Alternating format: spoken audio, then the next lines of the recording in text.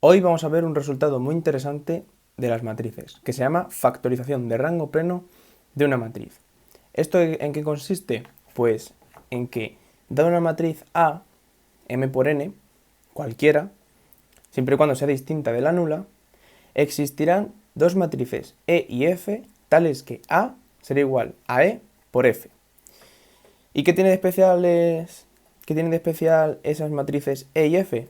Pues que la matriz E será de rango pleno por columnas y la matriz F será de rango pleno por filas. Este resultado, a priori, parece que no tiene ninguna aplicación, pero justamente esto es lo que utilizamos para, por ejemplo, hallar la solución mínimo cuadrática de norma mínima dado un sistema de ecuaciones lineales. O, por ejemplo, también es un resultado en el que nos basaremos para ver cómo hallar esa inversa generalizada de Moore-Penrose dada cualquier matriz A. Una vez dicho esto, vamos con la proposición que nos permitirá realizar esta factorización. Dice lo siguiente: dada una matriz A perteneciente al mundo de las matrices m por n, se me ha olvidado poner, pero tiene que dar claro de que esta matriz A tiene que ser diferente a la nula. Dada esa matriz, existen dos matrices E perteneciente al mundo de las matrices m por r de rango pleno por columnas y otra F perteneciente al mundo de las matrices r por n de rango pleno por filas, tales que A será igual a E por F y esa R es igual al rango de A. Vayamos ahora a ver la demostración. Antes de comenzar, quiero recalcar en que esta demostración va a ser constructiva, es decir, la demostración nos va a dar un medio de cómo calcular esas matrices E y F. Además, adelanto de que es importante de que sigáis siempre el significado de cada subíndice, puesto que va a haber muchos y va a ser fácil liarse. Así que recomiendo que si os leáis en una parte, retrocedáis y lo volváis a ver, para que quede siempre claro. Una vez dicho esto, decimos lo siguiente: sea A distinto a la matriz nula, que pertenece al mundo de las matrices m por n, y que la denotamos así, con sus términos A sub i j. Como vamos a trabajar con el espacio vectorial creado por las columnas de A, vamos a denotar que esta primera columna será igual al vector A1, la segunda columna será igual a este vector A2, así sucesivamente, hasta la enésima columna, que será el vector A sub n. Entonces, el primer paso será el siguiente: hallamos la matriz escalonada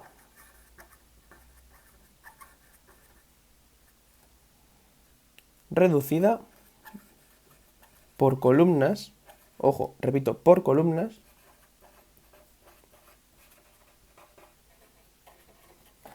de A. ¿Y por qué tiene esta forma? Pues bien, como hemos dicho, el rango de A era R, luego el rango por columnas de A también será R, y como es la escalonada reducida, las R primeras columnas serán distintas del 0.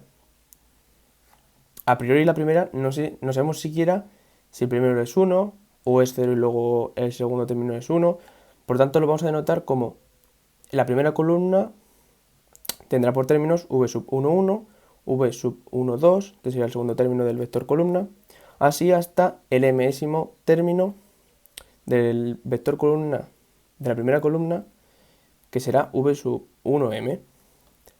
Y esto lo notamos como el primer vector columna v1. Luego tendrá en la segunda columna, que como tampoco sabemos la forma que tendrá, la denotamos de la siguiente manera. Ahora sería, como pertenece a la segunda columna, como lo vamos a denotar será el primer subíndice indicará a la columna a la que pertenece y luego el término de ese vector columna. Entonces será este segundo vector columna de la escalonada reducida, que lo vamos a llamar v2, será el v sub 2, 1, v sub 2, 2, así hasta v sub 2, m. Y como hemos dicho, el rango es R, luego columnas distintas de 0 habrá justamente R. Así llegamos hasta la résima columna que denominamos como V sub R. Y luego ya lo que quedarán serán ceros. Esto se debe básicamente a la forma que tiene la escalonada reducida por columnas de A. Pero es que si nos fijamos bien, estos vectores columnas, V sub 1, V sub 2, hasta V sub R, lo que son es una base del espacio vectorial creado por las columnas de A. ¿Esto a qué se debe? A que básicamente lo que hemos hecho es sustituir cada columna por ella misma más una combinación lineal de las demás columnas.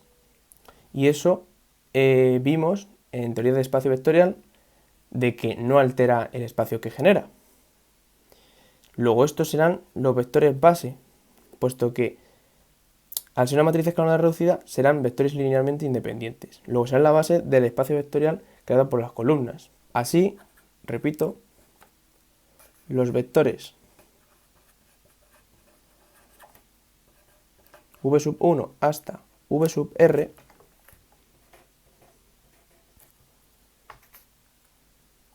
son base del espacio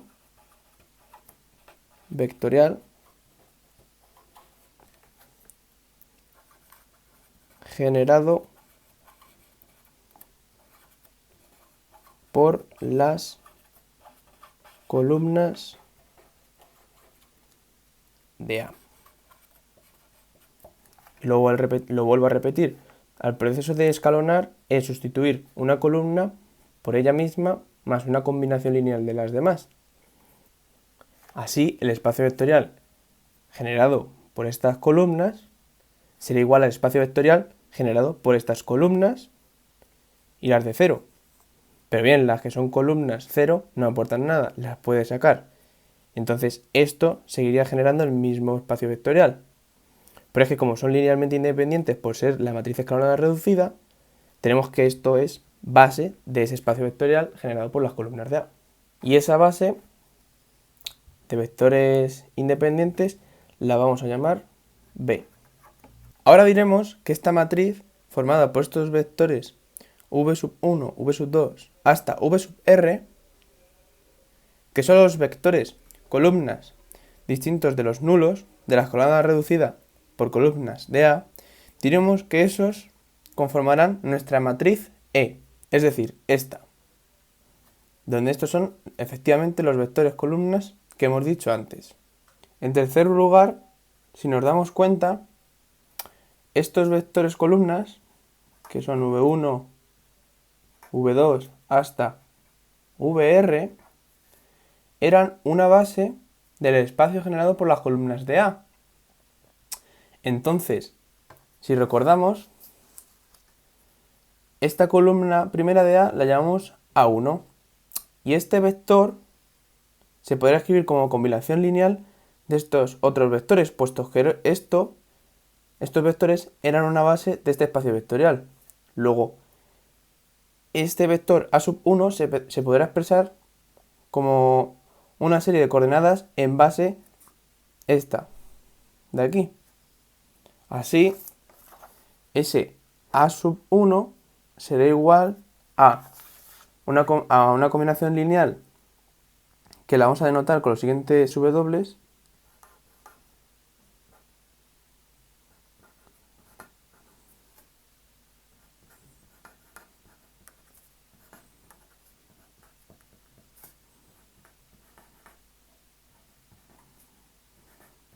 Es decir, esa A sub 1 se puede expresar como combinación lineal de los vectores estos que tenemos aquí, puesto que si recordamos, esto era una base del espacio generado por las columnas de A, que la llamamos B. Así, el primer vector, columna de la matriz A, se puede expresar como combinación lineal de estos, y lo hemos denotado de la siguiente manera, la combinación lineal, donde estos coeficientes W, los subíndices indican lo siguiente. El primero se refiere al vector columna al que está asociado, en este caso el primero, y este segundo subíndice indica la posición del coeficiente. Es decir, este sería el primer término, este segundo término, así hasta el r décimo. Es decir, que ese a sub 1 será igual a w11, w12 hasta w1r en esa base B. Entonces, si ahora cogemos a sub 2, ¿a qué será igual? Pues a w sub 2, porque se refiere a este vector columna, primer término, por v1, más un w22 por v2, más, así sucesivamente, hasta w sub 2 r, porque es ya el coeficiente r décimo, por el vector vr. Es decir, será w21, w22 hasta w2r, y esto serían las coordenadas en esa base B. Si ahora cogemos un vector columna y décimo, será igual a un w y 1 por v1 más w y 2 v2 más puntos suspensivos w y r vr. Es decir, las coordenadas en esta base serán w y 1, w y 2 hasta w y r. Es importante que nos quedemos con la idea de lo que es cada subíndice. Si no os habéis enterado, retroceded el vídeo y lo volvéis a ver, para que quede bastante claro, puesto que esto lo vamos a utilizar ahora para ver que efectivamente cuando busquemos esa otra matriz F y hagamos la multiplicación, nos dan esas columnas. Así que es importante que entendáis los subíndices. Bien, una vez que hemos pillado esto, podemos terminar y decir que la columna enésima también la podemos escribir y será w n1 v1 más w n2 v2 más puntos suspensivos más w n r por vr igual a, y ahora las coordenadas serán los coeficientes w, que son wn1, wn2 hasta wnr, base B. Teniendo esto, vamos a ver qué forma tiene ahora la primera columna, esa a sub 1. Pues bien, la primera columna, la voy a llamar aquí, primera columna.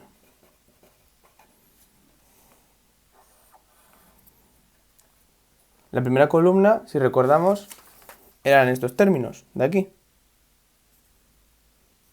¿Vale? Entonces, los copio aquí otra vez. Son A11, A21, puntos suspensivos, a M1. Vale, vamos a ver cuánto vale ese A sub 1, 1. Pues bien, si nos fijamos, por otro lado, tenemos que esa primera columna es este coeficiente por este vector más este otro coeficiente por este otro vector más, así sucesivamente, este w1r por vr.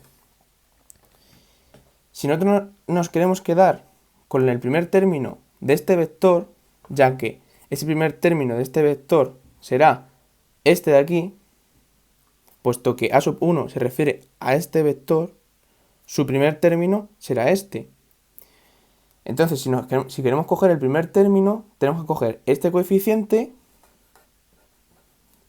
y multiplicarlo por el primer término de este vector v1, que si recordamos era este v11, ya que este es el vector v1 y nosotros lo que queremos coger es el primer término. Y el primer término de este v1 es v11. Luego a11 será igual a w11 por el primer término que es v11. Ahora, eso será más segundo coeficiente W12 por el primer término del segundo vector columna de la escalonada reducida. Es decir, W12 por el primer término de V2.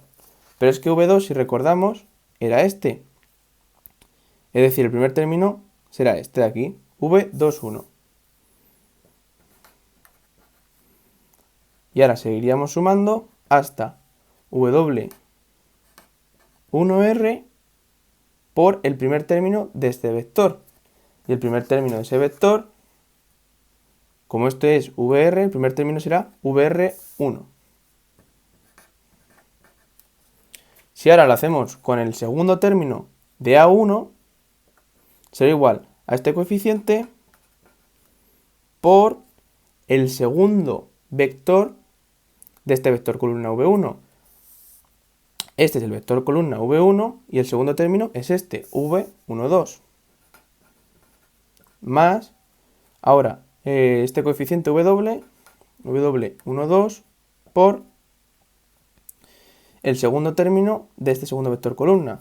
Recuerdo, este es el segundo vector columna y nosotros queremos el segundo término, V22.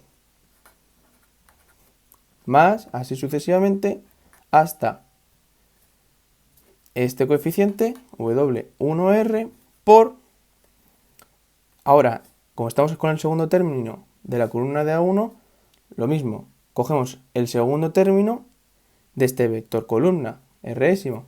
Pero es que ese vector columna es este y su segundo término es VR2. Y así sería sucesivamente con todos los términos de la primera columna hasta llegar al último, que sería más de lo mismo. Este coeficiente por el término mésimo, por el último término de V1. V1 era este y el último término es V1M. Así seguiríamos. Si ya hemos pillado la mecánica de los subíndices, sería lo siguiente.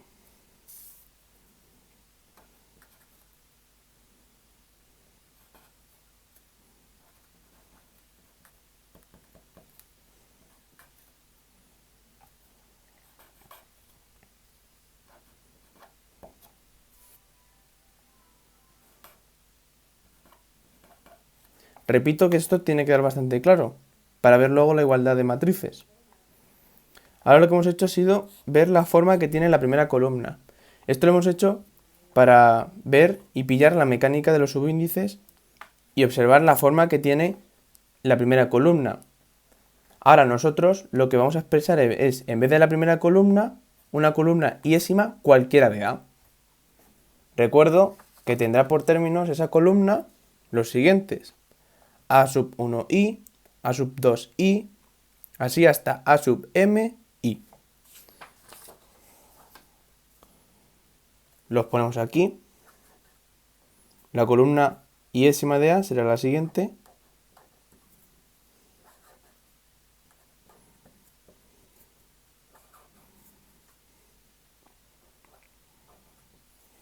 Y será de la siguiente forma.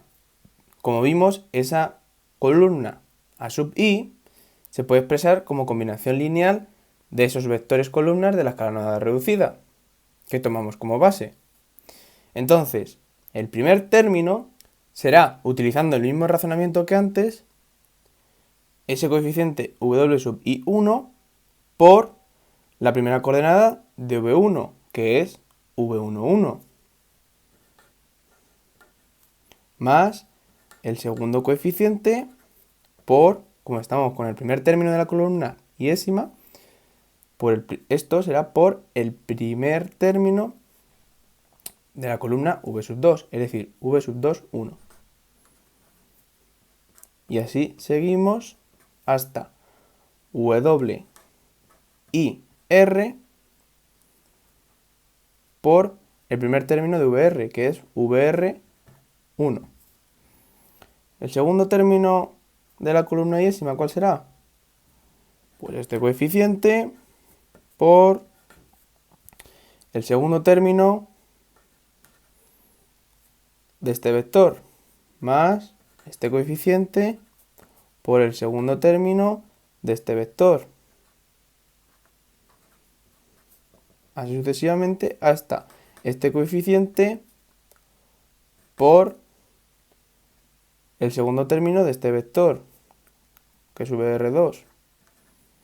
Así sucesivamente hasta este coeficiente por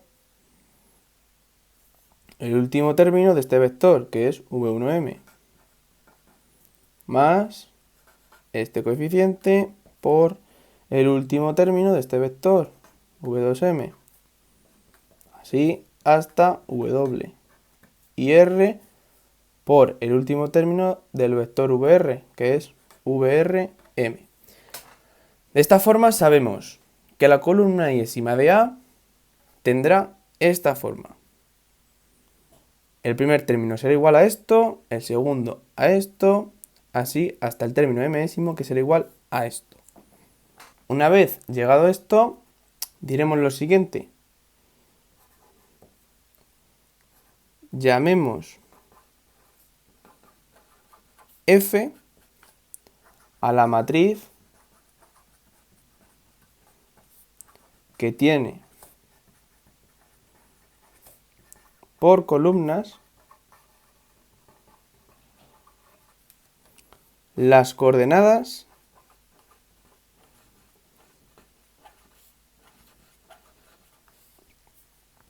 de esos A sub i en la base B. Es decir, esa F será igual a lo siguiente. Esa primera columna de A, pero escrita en base B.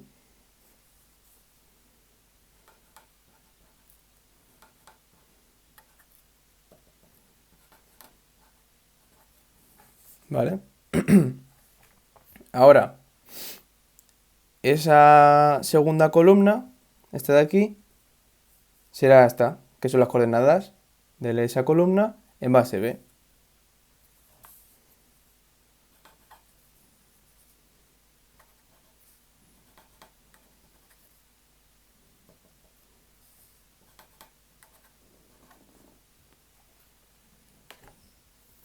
Así hasta completar la matriz F, que quedaría de la siguiente manera. Repito que básicamente es esta columna es igual a esa A1, pero en vez de con los términos que aparece en la matriz A, pues ahora van a ser las coordenadas en esa base B. Y lo mismo con A2 hasta AN. Ahora ya tendríamos esa matriz E y esa F, pero tenemos que comprobar que efectivamente E por F es igual a A. Así que vamos con ello. Sea la matriz C igual a ese producto E por F. Nosotros queremos comprobar que esa matriz C es igual a A. Vale, pues escribamos el producto y quedaría así el producto. Esto es E y esto sería F, que lo hemos definido antes. Ahora vamos a coger una columna iésima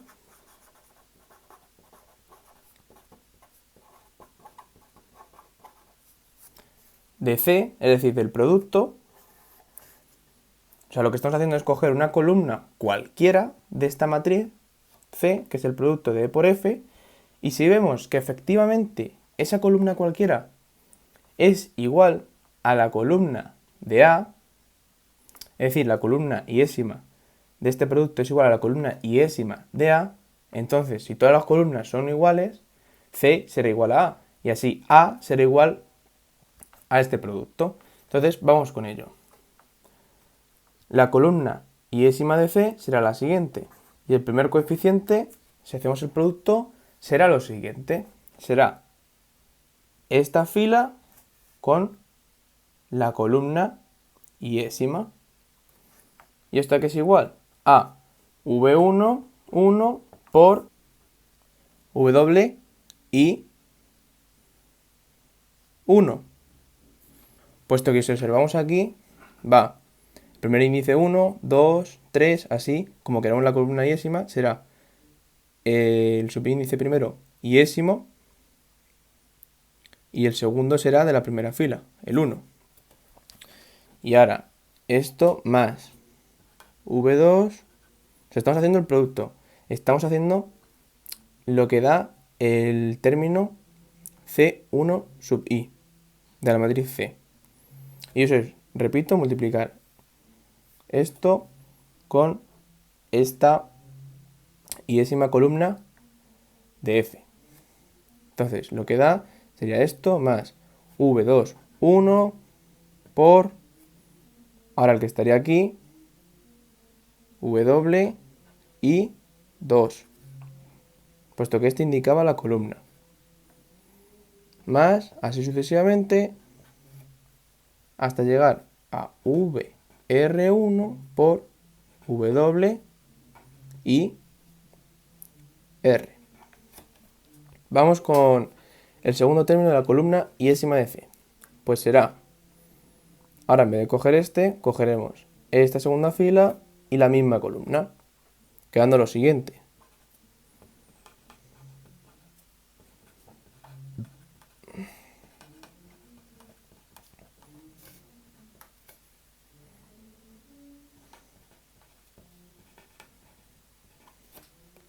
Y ahora sería ir cogiendo todos los términos de la columna iésima hasta llegar a esta última, que quedaría de la siguiente manera. Ahora cogeríamos esta y esta de aquí, quedando lo siguiente.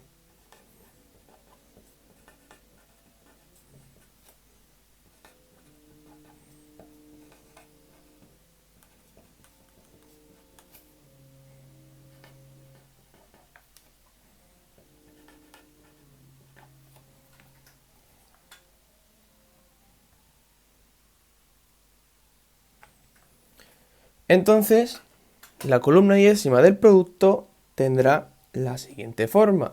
Pero recordemos la columna iésima de A. Vimos que la columna iésima de A, esta de aquí, era igual a esto otro. El primer término de la columna iésima es exactamente el mismo. Aquí tenemos V1, 1 por WI, 1. Luego WI2 por V2, 1. Más hasta VR1 por WIR. Para el segundo término tenemos V12 por WI1, luego WI2 por V22, así hasta WIR por VR2. Eso con el segundo término de la columna iésima. Y si llegamos hasta el último, tenemos WI1 por V1M más WI2 por V2M, así hasta WIR por VRM. De tal forma que lo que hemos demostrado es que la columna iésima de C y de A son exactamente iguales. Y como es una columna cualquiera, quiere decir que todas las columnas de C son iguales a las de A. Esto implica que A es igual a C, que es igual a E por F. Pero todavía no hemos terminado. Si recordamos la proposición, nos decía que existían dos matrices E y F, tales que A era igual a E por F. Pero también nos pedía que esa E fuese M por R y de rango pleno por columnas. Y que esa F fuese R por N y fuese rango de pleno por filas. Pues vamos a ver esto último. Si recordamos, esa E la definimos como la matriz formada por las columnas que eran base de ese espacio vectorial de las columnas de A. Luego, estos vectores son linealmente independientes. Entonces, esa matriz E sería de rango pleno por columnas, como queríamos demostrar. Y además es M de M filas y R columnas.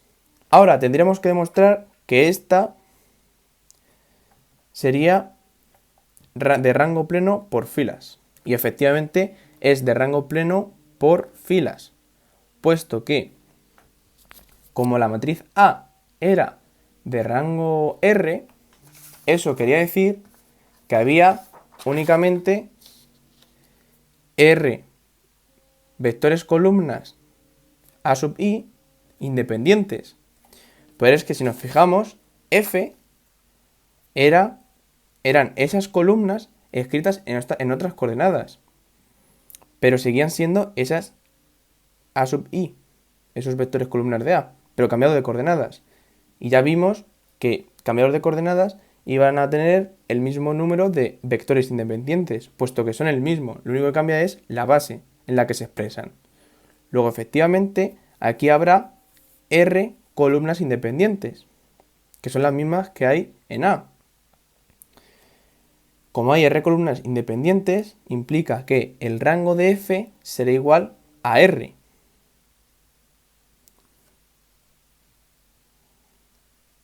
Pero si el rango de F es R y hay R filas, eso implica que es de rango pleno por filas. Y además es una matriz de R filas por n columnas.